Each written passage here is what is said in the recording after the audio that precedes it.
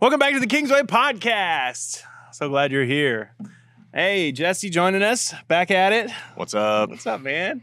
I told him that you probably would be here, but then I didn't give you much warning, did you? How long ago did I ask you to do this? Like 15 minutes ago. Well, that's perfect, because we're going to do an off the cuff. And Jed, you're back there ready, rock and roll? Ready, rock and roll. Yeah. Pop rock. Rock the roll. Got the questions Cinnamon roll. hot off the press.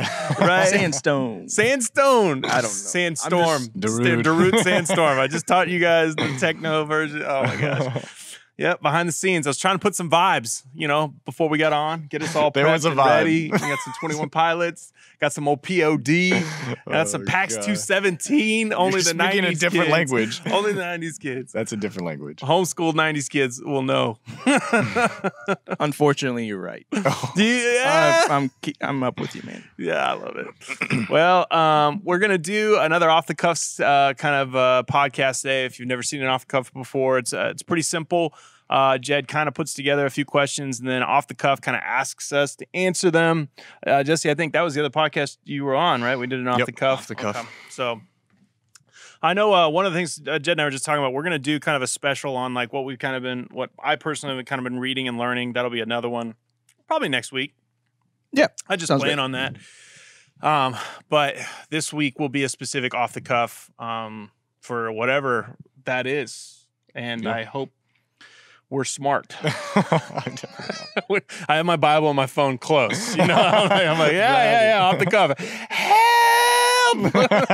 So, all right, well, cool. Well, that being said, I know that if you're a part of the Kingsway family, I hope you've checked out. I think it will be posted on our YouTube. It's also going to be on our Facebook. Our new kind of policy changes for the month of June. And upcoming changes for the COVID-19 kind of recovery plan to get back to where we can all be together again. Go check that out if you haven't. Maybe you can pause this, go check that out and come back. Excited to be able to, continue to meet together, get some balls rolling towards fully being back to normal without any restrictions. So Super excited. yeah. Let's get this thing started, Jed. The party, whatever, Black Eyed Peas.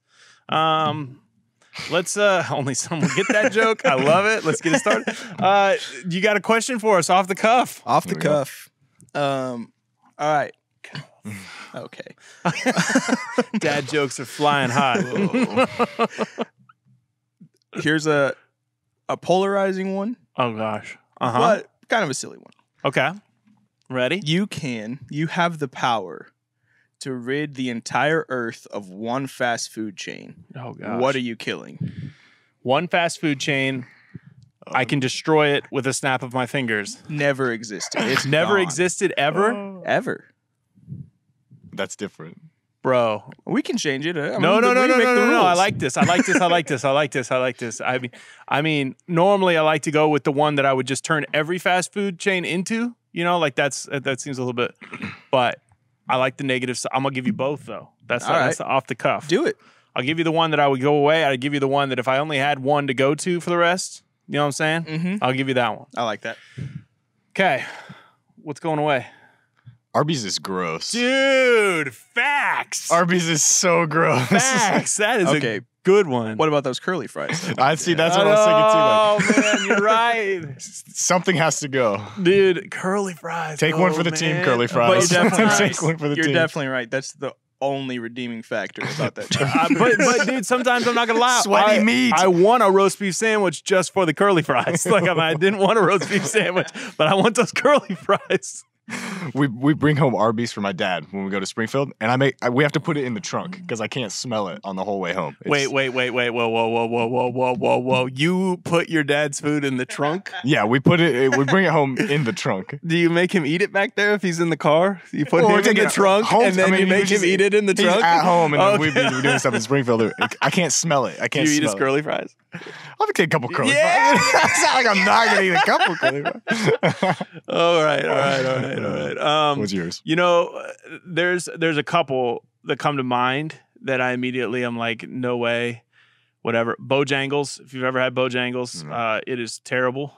It's disgusting. I'm not a chili dog person. That's what it is? Chili dog? Chili dogs, hot Okay. dogs, that type of place. But I'm gonna just go with, I think, something that everybody will kind of just go, yeah, I think that just needs to be gone. I'm just gonna say McDonald's. The world would be a better Really? place. I really think, dude, I would love to see what would replace it. yeah. Because if you took all those McDonald's out, I feel like something else would have to rise up, and maybe we get a better option. Yeah. You know what I'm saying? Because right now I'm literally only to go to McDonald's most of the time because it's cheap, It is cheap. and that just makes me feel dirty. Yeah. It just makes me feel dirty You're when I go. cheating your Like body. I literally just took 5-10 minutes off my life because I wanted to save $3. This place has tricked me into thinking that that's worth it, and that is terrifying to me. It's pretty gross. That's terrifying. Well, and here's the thing: I love their Coke. Their Coke is great. I'm trying to not drink the Coke though, so I Yeah. feel like they're like. This is bad, but they're like my drug dealer that I can't quit. They're on every street corner, Literally. and I can't get away from them. And then they're offering it lower and lower, and it's the best on the market. Oh, dude. And I don't like it. It's so true. I don't like it. It's everywhere and it's easy, man. No, dude, why? All right, so let's reverse the question. If you only got to go to one fast food place, where are you going? And I want to see the comments. You guys haven't been commenting. You look at me. Look at me in the eyes. Comment. You tell me. It doesn't have to make sense. Just Tell make me. any kind of comment. No, Jesse. Don't tell the people that. I want to see their fast food choices. I want to know if you're wrong. All right, curly fires may be worth it. There's somebody out there who likes Arby's. And somebody out there is addicted to McDonald's Coke, and they're like, "Don't you take that away from me." I get you. However, this 250-pound man also tells you, "Stop now, stop now, walk away." All right, so where are we going though? If we could go anywhere, Oh, I feel like for fast food, like, bro, fast casual or just fast food? You gotta clarify. yeah, seriously. Fast food, Fast food, not fast casual. Not no, fast like casual. Chipotle or like, Okay, good, because that was like an easy choice for me. So I'm really glad you just killed my dreams. Okay, go. I think Subway makes me feel pretty good. Oh my gosh. But I feel like I'm going to look back That on was this. a close second to going away. I just want you to know that. I think I'm That going to was look a back and I'm going to close regret saying second. that. But that was just off the cuff. I was like, Subway Hey, makes me feel you're a good. lot thinner than I am. I can't really doubt you that you're probably making the wise choice. Oh, no. It's just the time hasn't caught up What do yet, you I eat think. there? At Subway? Sandwiches? Like a turkey sandwich. Okay. You want me to give you my order? Yes, what are you That's ordering my there? guess is Well, I literally just load like, up. I go bacon, pepperoni, Really? jalapenos. What the heck? You lettuce. put ice cream on your thing? No, jalapenos. Gelatos. Never mind. Turkey. I mean, you just load it up with all kinds of stuff. Turkey. What kind of bread you putting it on? You put a pita? The cheesy Italian bread. Oh my gosh, bro! How many calories is that? It's got to be a ton. It's it not. 70 foot long? billion. Yeah. Oh yeah. Oh well, my you eat half. gosh, You eat dude. not all at once. You eat half and then you eat You the put, other half. later. what about condiments? Condiments? I don't do any condiments at Subway. I don't really like their sauces that The much. condiments are the best part of Subway. Dude, their little Everything. olive oil, like little mixture Yeah, I've thing. seen Their that. vinegar. I just They got not like, into, oh, dude, not they're- into. they had this really good sriracha sauce for a while that I really yeah. liked, and then they took it away, and that kind of killed them in my mind. In that sense of like, I Bro. don't go there anymore. I worked there for like 5 years. You do. Yeah. That's the move. The sriracha, Hook them in with something really tasty, and then take it away. dude, it's heartbreaking. They used to have a buffalo chicken thing that I really liked. Exactly. Anyway. That. See, and now none of that exists anymore. All right. I want to see in the comments that Jesse's wrong. If you don't comment, I'm might be wrong. believing that, that you're not listening to the podcast well enough. The second is this. In-N-Out Burger is my choice. I know that Really? anybody knows me more than like 10 minutes, they're going to know that's where I'm going to choose. It's easily my favorite fast food of all time. The consistency across states, the nostalgia, their hours. There's nothing like I'm in love with it. I don't know how else to say it. And it's funny that the antithesis I think of In-N-Out is McDonald's, and so I killed its enemy so that In-N-Out could take over, rise. could reign and rise. It's like they got that into my soul so much that I literally, without recognizing, I'm like, yeah, killed McDonald's so that you could rise above it and get up there. In-N-Out, do your thing. Secret insider knowledge, I've read that there's a new distribution center coming into like north of Dallas that could possibly extend In-N-Out's market to Oklahoma. Whoa. Facts, I've been praying for that. I'm not gonna lie. Like that's something I've thought about and literally thought, Jesus, please. We need you in In-N-Out form in this Midwest part of the country. It's It's not that good, bro. Bro, I know we did the 10 patty challenge, and now I've wrecked you for life. We tried that thing. You did it. I'm so proud of you. It's just okay. Oh, dude, I know. What's the region for In-N-Out Burger? Like where? It's where are it's they? only the West Coast. Only the it's West like Oregon, I think, all the way down to Mexico. I think Texas has some now too. I think we went there on a CIY trip. Was that In-N-Out? Yep, I made you go. Yep. Like it's a good burger, but it's not. I mean, it didn't blow my mind. I know. It's I fine. understand. And the but- fries are. Ugh. But can we agree about this though? In-N-Out would be better than Subway. Yeah, I need Okay. In-N-Out before I- Wait a minute. All right, that was a good. That was a good off the cuff. That was a good was off the cuff. I cheap. feel like a winner. You know. There you go. I feel like a winner at Oh, this it's point. about winning. It's always about winning. Always about winning. It's never not about winning. Oh, wow. You do have more options. I'll put it that way. But you can keep your rubber lettuce, and we good to go. That was a casual answer. There wasn't a lot of thought. I just feel like we're gonna get done with this podcast, and you're just gonna be like, "Listen here, Jared." Bro, we don't bring up Jared anymore. No, I'm sorry. It's all right. All right, off the cuff question number 2. Oh, goodness. Now that we've befuddled the first one, Yeah. As usual. completely divided our audience, or Okay. Off the cuff question 2. who? I can't speak. Nailed No, it. It's fine. Yeah, killed it. What is the most impactful book you've read in the last 1 or 2 years? Okay, Couple of rules. couple of rules. It can't be the Bible. Dang, That's an obvious one. And then 2, specifically for Trevor, you can't talk about Ravi Zacharias'. No, you most knew I recent was going to try. So I'm Exactly. glad that you kind of cut me off at the pass because I was already just like, blanket disclaimer for that one. He's talked about it a ton. Go read it. It's great. won't shut He's up gonna talk about it. Jesus from the East. It's awesome. Okay. I'll go first. I'll let you think because I know we've all read a lot of books. All right. So quick disclaimer. I don't read any books. That's really important for people to understand. I listen to books on Audible or Scribed, either one. Sounds awesome. And I enjoy that way. I actually told these guys before I got. I think my phone is starting to realize that I can't read very well because I'm starting to get these dyslexia training guides in my like Instagram commercials and stuff. So, but I enjoy reading in the sense of listening and hearing. I love it when the book is read by the author specifically. I'm going to try not to cheat and talk about multiple books. I hesitate to quote this one, Jed, not because I don't think it's worthy of the spot, but I haven't finished it completely, but I think it's worth. You know what? No, I'm gonna go with a different one. I don't want to cheat. I wanted to talk about it before I finished it. I don't think I can. I think it's wrong. The book that I think, knowing the current situation with some protests that are going on, and obviously some righteous rage that's going on with kind of.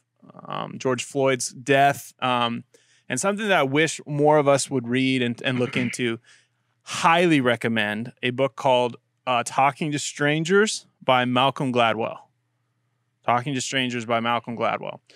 It is all about understanding our inability to see the truth in other people quickly. And that how building a relationship and having conversations with people that we don't know can be deceiving, difficult, and sometimes very dangerous in the way that we assume and the way that we kind of prejudge, and ultimately leads to sometimes some really tragic things, not only personally, but we've seen it with like law enforcement or, even play out in marriages, crowds. And so he kind of does this brilliant job of kind of walking you through the process of why it's so difficult and proving it to you through research, through kind of examples. And by the end of it, it's not a book that has a point of like getting you to a certain place to go, hey, you should believe this thing. It's actually just more exposing how difficult it is to really do that well. And I think it would be perfect. If someone right now wants to know what's the next step that I could take to kind of gain some understanding on why it's so hard sometimes to communicate with people that I don't know, or to understand somebody else when I'm watching them talk, man, it'd be a great book. Talking with Strangers, Yeah. Malcolm Gladwell. Wait, so you said seeing the truth in people? Yeah, so like I'll give you an example in the book. Sure. Like, so for example, they do this test where they have 10 people that new police officers watch, and they are either giving a honest reflection of a witness or they're giving a non-honest reflection of a witness. But they've been coached on how to do it with body language and with their eyes and with kind of their tone. And regardless if they've been trained for 20 years or they're brand new recruits, it's 50%. It's literally a guessing game on whether or not they're telling the truth. There's no way that you can really 100% know that you're talking to somebody and whether or not they're being honest. Whoa. And here's the crazy thing. If you tell the person a lie, but they believe it's true, it's the same thing. There's nothing that they would give away that you could tell that, like, there's just no way for you so like that's something that like they're trying to show you, like when you're interacting with someone, even your ability to like, you know, someone that like very confidently is like, no, I didn't do that. Like there's nothing that you can really read in that answer, but you naturally pick up on it and you're like, oh, they're pretty confident. He's for sure he didn't do that. Whereas if the person's like, I don't know, maybe I didn't know. Because sometimes people just get nervous. Dude. And sometimes people just, they're unsure. And so anyway, so that's like one example of like how he kind of breaks down kind of your understanding and perception of like, most people think, you know, most officers went into, they're like, hey, how well do you think you are at doing this? And a lot of them that had been there for a long time were like confident. And a lot of them that weren't as confident. And then the data's like, dude, very similar. So it's just really fun to watch, kind of you learn about, okay, I need to start to understand that I can't trust this. So the book ends really well, but I don't want to spoil the ending because by the end, you're like kind of left with the pieces of what you thought you knew. So how do I put this back together? And Malcolm does a great job. I highly encourage anybody to read it. Go check it out. It's fascinating. Yeah, it's really cool. So I'm very much in my infancy of reading books or Christian books. I've read books all my life, but I'd say the book that I've read recently that I think has really changed my perspective on growing has been Seeking Allah, Finding Jesus. And that book, like when I finished, it's a storybook and it's about a guy leaving the Muslim faith and looking for the truth and finding it in Christianity. It's really fascinating. It's his journey. And after I read that book, I got this really weird feeling that I don't know that I've ever had of like, really challenged about just what I know and what I want to know, but really motivated to learn more. And that weird, like, I don't know, like paradoxical feeling of like, okay, like I know nothing, but like I really want to know stuff. And it's like kind of battling. It's like, that made me want to read a lot more books. And that made like reading a lot of fun. So that book definitely impacted me. And that was one you also listened to on Scribe? Yeah. Is that right? Yeah. And Yeah, Nabil read it. Nabil, the author, read it. Definitely right? listen to that book. Oh my gosh, there's so much Arabic in it. A lot of Arabic. Yeah. It's hard to understand. But when he says it, it's awesome. Oh, dude, it's beautiful. I love that you read that. I remember that you did, and I thought you were going to talk about the last one you just read, but that's no, better. that book was definitely more impactful. Yeah, for sure. Well, cool. And that Seeking Allah, Finding Jesus is definitely, that's awesome. I hope both those, we'll probably put those in the comments or something. Yeah, okay. Done. Cool. Put a link maybe to, I think Scribed has both of those. Yeah, you can do a free month on Scribe and then just download it for free. Yeah, so hit us up, Scribe. Nice. We'll Do it. Yeah, we'll plug you. Dude, sponsored by Scribed. Yeah, Scribed is a great audible option if you have any drive or if you have some free time or whatever. I highly recommend at least trying it. Not everybody's an auditory learner, but especially a story like that, I think it's a neat way. Malcolm's book too is really easy to read that way. Malcolm reads his own book as well, and he does a podcast and stuff as well. So like his book sounds and it's great. So cool. Good question. All right. Final thing. I'm glad that you kind of brought up Malcolm's book and talking about George Floyd and some of the tensions that are very present and have been kind of off and on for the last few years specifically. Yeah. And just those being kind of racial tensions and not really sure how to word this question. This one is one that is coming directly from me. Okay. Okay. Not so much, generally we have people send me texts and whatnot Yeah. with their questions. But this one, even as I woke up this morning, after looking through like Facebook and Instagram and thinking through,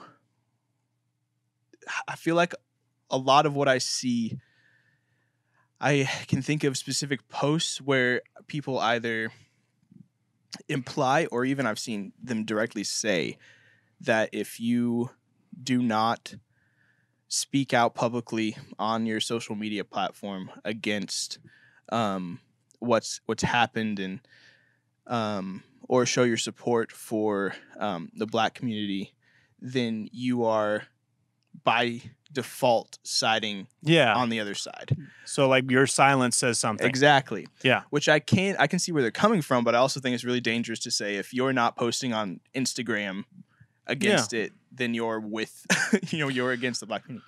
And so I think a couple of questions come out of that is, one, what would you say is our responsibility to support our friends and neighbors and loved ones that live kind of with this fear or this tension in the back of their mind? Yeah, the African American community, for sure. And and what's our role? What's our role? Like, great question. Yeah.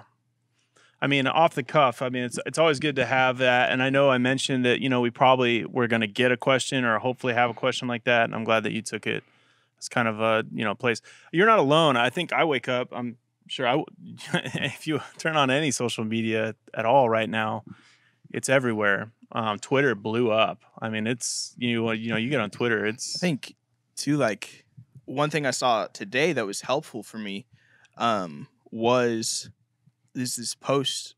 I don't remember who it was that shared it, but just talking about kind of how quickly we've gotten fatigued with it. And I know that's something that like I fought with myself, but just not necessarily wanting to go back to a normal feed, but being kind of frustrated that it's so prevalent. Yeah. And I like hate to say it, but for me, like that was something for sure where I was like, I'm kind of sick of seeing this. Like, so I'll start. I'll let you comment here as we talk, Jesse. And I don't want you to feel like you have to say a bunch if you don't have a lot of thoughts too, because this is a complicated question.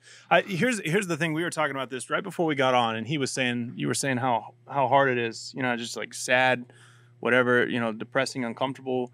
The first thing I'll tell you is like just because we're uncomfortable with it. That's a good indicator that we have to guard our response. It's one of those things like when something happens and it's uncomfortable, I can, if I'm not careful, just run away from it. You know what I mean? I see this a lot. Like, I'll just give like a stupid, silly example.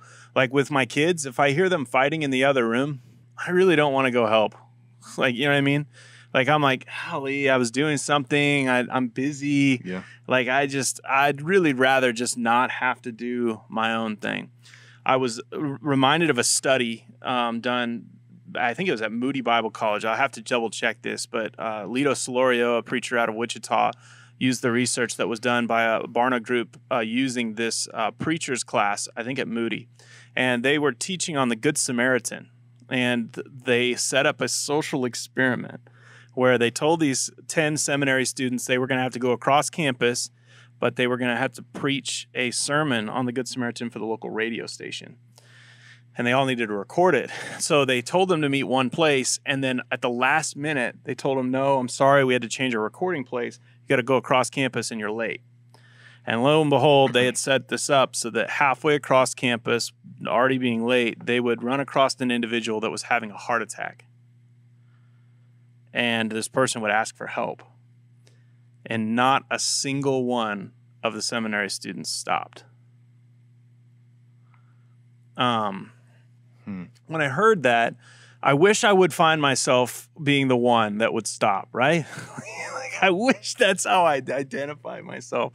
I'm like, oh, I definitely would have been like, but I know the tension that I feel on Sunday mornings. And if I woke up at 10:10 and I knew I was supposed to be preaching in 5 minutes, dude, my kid could be bleeding on the floor. And I'd be like, listen, mom will help. I got to go, bro. Like, I got to get to work. And so I know that's in that. So the whole point of the study is to say, like, these guys would preach a sermon. We're preparing a sermon about compassion, empathy to those that are seen as less than, and that had definitely been socially and systematically, kind of put to the back burner, and they didn't even stop to help the person that they would have figuratively in the story. So uncomfortable in those moments, I find it just like that, where I cross paths with somebody in my life, whether it's on my social media, whether it's, I have plans, I have things I have to do, that some of them are important and they're good. But because someone's in pain, I need to teach my heart to lean in. I just need to teach my heart to lean in and to listen. And because they weren't in my life 10 minutes ago, or I wasn't aware of their pain, does not minimize it or make it go away. And though it's uncomfortable and it may hurt me and it may cost me, I think I still have to learn to lean in and ask better questions. The thing that I'm doing most of all right now is just listening a lot. I'm trying really hard to gain understanding, and not just on the agenda that I came in with, but truly trying to understand why and where's this pain at that I'm seeing expressed? Where's this pain really coming from? Because as a white man who's in the middle of Missouri, I don't see their pain. I'm on my own path towards, my pulpit, and now I feel like I'm being interrupted. And so I'm just trying to lean in to that. I don't know. You have any thoughts? That's what I'm saying. Thank you for being vulnerable. That was sweet. That was an awesome answer.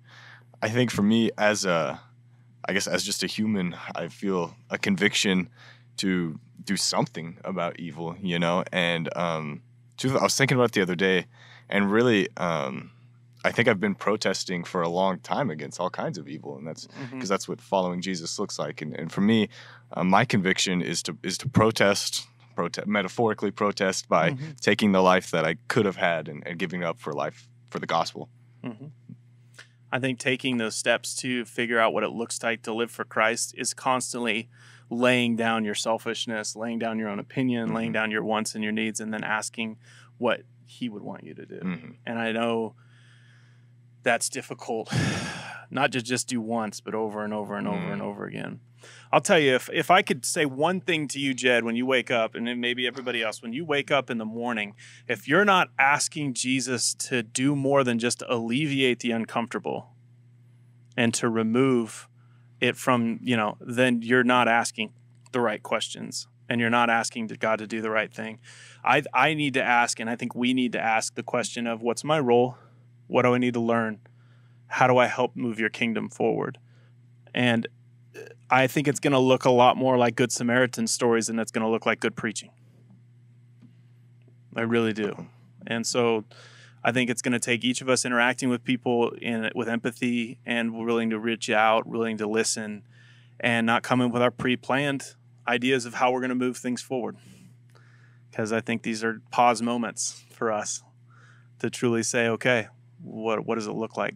That doesn't alleviate, though, that's complex and difficult and challenging. But one thing I'll just say 100%, George Floyd, that is tragic, heartbreaking. And if you've watched that video or taken the time, and I kind of forced myself to watch the whole thing, and it was incredibly sad and painful. And, whether it's one event, I know that that's not just the only thing that's happened that's sad in the world, Will Smith's his famous quote was, racism's been along for a long time. It's just now we're filming it, and I'm like, yeah, that's probably true. One of the key things that I would tell you that I'm learning by listening and leaning in is the difference between racism and prejudice. And racism is kind of this belittling and making yourself feel superior to another race, whereas prejudice is recognizing that you have wrongful, pre-decided conditions or experiences or thoughts about another person, whether it be race or skateboards or long hair, or their weight or their height, or their skin tone. And if we are not all willing to ask the hard questions about where my prejudice is, and to ask God to eliminate that, because when Revelation says every tongue and every tribe is praising, I think we're going to find ourselves in a really empty version of the kingdom of God that does not look like heaven, because we have preconceived ideas of what we believe it's supposed to look like. So, lean into that uncomfortable moment, and then be willing to ask the hard questions in the mirror. Where is your prejudice? I think A lot of us don't find ourselves feeling real racist every day, but that doesn't mean that we're not a part of a culture or a system or places that we have some natural prejudice that's been built into us. So we got to be careful and be willing to listen. Yeah, good questions. Golly, we went like in and out to I planned it that way. In and out to talking to strangers to all the way, to kind of social reform and kind of empathy. So, hey, I love that we got more and more people, I feel like, checking this out every week, and I continue to push this. Subscribe if you are not subscribed so that you'll be reminded every week. Again, appreciate you. If you have any comments, any questions, or, want to tell Jesse again that Subway is not the answer. I'm not that serious about it. Just remind him in the comments, and I'll stop roasting him. No, you won't. It's not. Hey, thanks so much for coming on, Jesse. Yeah, thank you. Appreciate your me. heart, and thanks, Jed, for the good questions. Keep those rolling in. If you have any more that we'd like to hear discussed, put them in the comments. We'll get them next time. So tune in next week. We'll see you guys later. Have a great and glorious day in the Lord.